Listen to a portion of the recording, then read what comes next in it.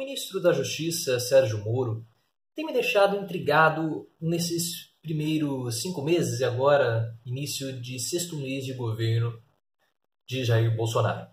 Mas antes de falar sobre Moro, já deixe seu like no canal, se inscreva, compartilhe esse vídeo com a maior quantidade de pessoas possíveis para que a gente possa bater a marca dos 20 mil inscritos o mais rápido possível. Traga mais pessoas para essa nossa corrente, porque quanto mais pessoas aqui, maiores e melhores ficam as nossas discussões e também as nossas análises. Eu estou fazendo essa reflexão sobre Sérgio Moro porque vocês que me acompanham já há muito tempo sabem que a minha percepção com o Sérgio Moro é que ele é o principal pilar de sustentação, ou pelo menos era, o principal pilar de sustentação do presidente Bolsonaro, juntamente com o Paulo Guedes. O próprio general Mourão falou em entrevista recente que, interessante, já faz alguns meses, né? Mas como são 6 meses ainda é muito recente, que os principais ministérios do governo Bolsonaro são o Ministério da Economia e o Ministério da Justiça. E todos os outros ministérios viriam a reboque. O general Mourão, se você souber do paradeiro dele, deixa aqui nos comentários, porque o general Mourão simplesmente desapareceu. Ele não fala mais nada, falou recentemente algo ali sobre a Argentina,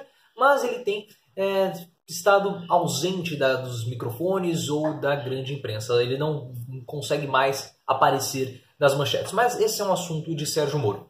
Então, o Sérgio Moro ele é um dos principais pilares, junto de Paulo Guedes, que sustentam o governo Bolsonaro. E por que Sérgio Moro ele decidiu virar ministro da Justiça? Nós não sabemos ao certo, né? Há 2 narrativas, há 2 hipóteses que são as mais aceitas, porque até o momento Moro nunca revelou os seus interesses mais íntimos ou os seus verdadeiros interesses. Uma vertente fala que Moro tem pretensões de ser ministro do STF, de ser indicado para uma vaga de ministro no STF, o que foi até mesmo dito por Bolsonaro. E uma outra vertente fala que as aspirações de Moro são ainda mais ambiciosas, que ele gostaria, na verdade, de ser o presidente da República. Se Moro continuar da forma que ele está agindo, nenhuma das 2 opções vai ocorrer. Primeiro porque Bolsonaro já podou qualquer possibilidade de Moro ser ministro do STF, ao revelar que havia um acordo prévio para a indicação de Sérgio Moro. E depois, mais recentemente, Bolsonaro ainda disse que poderia indicar, o ministro deu indícios de que ele iria indicar alguém da vertente mais evangélica, no caso o Marcelo Bretas, que é um juiz e é evangélico, para o cargo de ministro do Supremo. E como presidente, essa fala do Sérgio de Bolsonaro praticamente acaba tolhendo e dificultando as ações de Sérgio Moro para ser um presidente. Isso no campo somente com Bolsonaro. Mas se nós começarmos a tentar analisar os desdobramentos políticos e o bastidor da política, esse jogo político que, do meu ponto de vista, é super interessante e é a parte que eu mais gosto, nós vemos que Sérgio Moro teve seguidas derrotas durante esses 6 meses de governo. A começar pelo pacote anticrimes.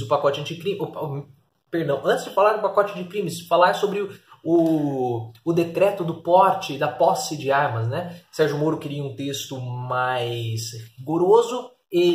Bolsonaro foi dissuadido pela bancada da bala e Bolsonaro passou um texto mais voltado para a bancada da bala, ou seja, mais alinhado com o Congresso e menos alinhado com Sérgio Moro. Aquele foi um dos indícios que Sérgio Moro estaria perdendo a sua força, ou poderia perder a sua força com o passar do tempo. Depois veio o pacote anticrimes e toda aquela pressão, toda aquela situação constrangedora envolvendo Sérgio Moro e Rodrigo Maia, onde o Rodrigo Maia falou que Sérgio Moro era apenas um funcionário de Bolsonaro, o rebaixando, colocando Sérgio Moro praticamente no chão. E depois muito foi falado que o pacote anticrimes de Sérgio Moro era nada mais nada menos do que um Ctrl-C, Ctrl-V do pacote ou das ideias ali do projeto do Alexandre de Moraes.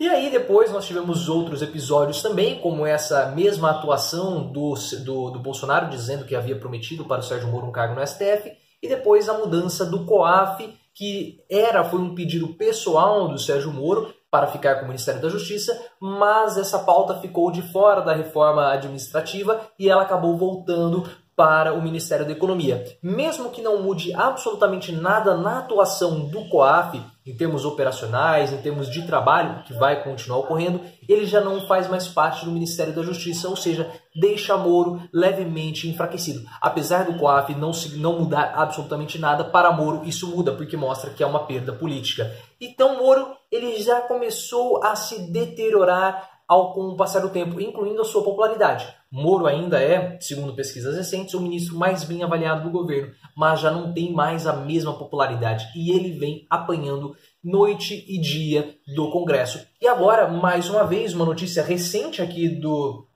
da Cruzoé, uma reportagem recente aqui da revista Cruzoé, que faz parte do Antagonista, com o seguinte título: uma nova tentativa de sabotar Moro? Ponto de interrogação. E aí a reportagem diz, né, caro leitor, Sérgio Moro continua no alvo de muita gente em Brasília. Parece que há forças políticas que não se cansam de voltar sua artilharia ao ex-juiz da Lava Jato. Então a Cruzoé quer passar uma imagem de que os ministros, que os deputados, eles estão se vingando de Moro por conta da operação Lava Jato. Mas olha só essa informação que a Cruzoé traz. Então, tirando essas coisas de Moro é perseguido, vamos aos fatos do que de fato está ocorrendo. O repórter Igor Gadelha informa que parlamentares que compõem um grupo de trabalho criado na Câmara para analisar o projeto de Moro desconfiam que uma deputada estaria preparando um parecer paralelo. Trata-se de Margareth Coelho, do PP, do Piauí, que preside esse grupo de trabalho. O relator designado inicialmente é o deputado Capitão Augusto, do PL de São Paulo, mais alinhado a Moro. Ele é um dos parlamentares que desconfiam de um possível parecer paralelo de Margareth, que seria bem mais ameno que o seu e enfraqueceria e muito o projeto original de Moro. Ou seja, há um movimento ali nos corredores da Câmara dos Deputados para enfraquecer Sérgio Moro. Agora, ou para sabotar Sérgio Moro. Agora é o seguinte, Moro vem se enfraquecendo e Bolsonaro parece que não está muito interessado em manter o seu ministro forte. Essa declaração que ele falou, que já havia sido combinado algo no STF, depois Moro falou que não havia nada, houve ali uma palavra contra outra, então alguém está mentindo nessa situação. Então parece que Bolsonaro ele não tem mais aquele mesmo cuidado que ele tinha, ou pelo menos que ele deveria ter, com o Sérgio Moro, porque é o seu principal pilar de sustentação. Então uma coisa que eu venho reparando é o seguinte, e eu gostaria de deixar essa pergunta para que vocês deixem aqui nos comentários. Será que Moro já é dispensável para o governo Bolsonaro? Qual que é o grau de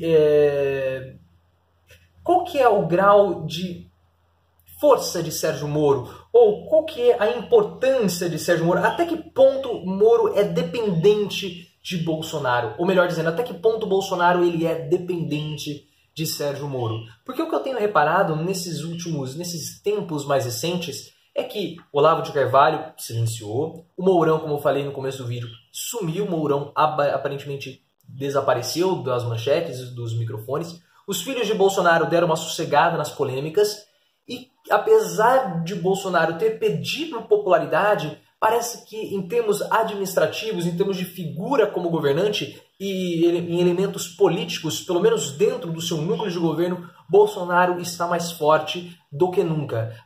E eu digo isso porque aparentemente o Bolsonaro agora ele está com as rédeas de fato do seu governo. Ele deu um chega pra lá no general Mourão, ele deu um chega pra lá no Sérgio Moro, os militares acharam que poderiam tutelá-lo, ele deu também um chega pra lá, fritou publicamente o general Santos Cruz, o Olavo de Carvalho não fala mais nada, então aparentemente o Bolsonaro ele assumiu de fato as rédeas do governo.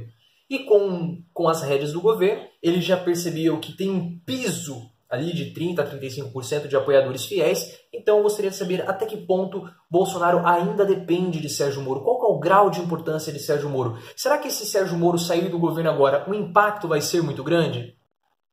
Será que essas pessoas que ainda apoiam Bolsonaro, elas vão ficar abaladas com a saída de Sérgio Moro? Será que essas pessoas que já abandonaram o governo Bolsonaro, aqueles eleitores que votaram em Bolsonaro por ser o movimento antipetista, todas aquelas pessoas de direita que convergiram para eleger Bolsonaro e já deixaram o governo, será que essas pessoas que têm apego a Sérgio Moro, o quão será que a saída de Moro vai afetar o governo Bolsonaro? E isso é algo importante a ser considerado.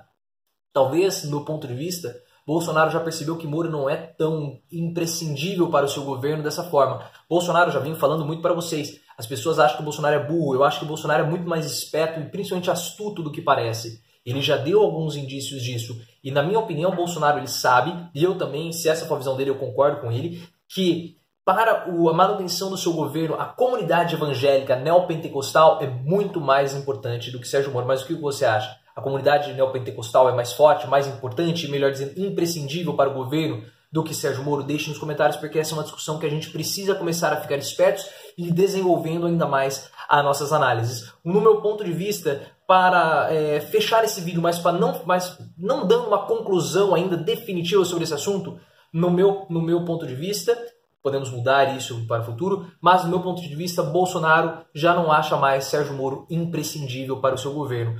Pode ser que Sérgio Moro seja até mesmo descartável, haja vista que ele pode ser um concorrente forte nas eleições de 2022 para ocupar o lugar de Bolsonaro ou para disputar com Bolsonaro uma possível reeleição. Mas o que vocês acham? Deixe aqui nos comentários, isso é muito importante para o canal. Compartilhe esse vídeo e lembre-se, vamos sempre sair do raso e aprofundar o nosso discurso.